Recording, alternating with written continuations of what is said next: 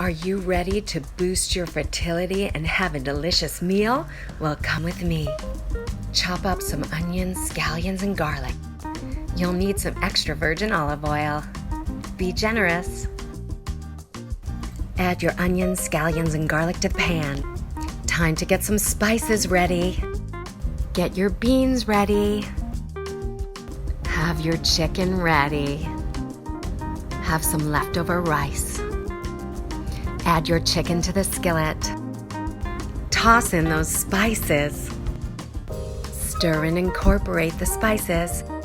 Meanwhile, sauté some broccoli. Butter is always a great idea. Season to taste. Do you like a little heat? Now's the time to add some hot sauce. A splash of lemon juice can really brighten things up. Add in those beans, baby. Add your rice.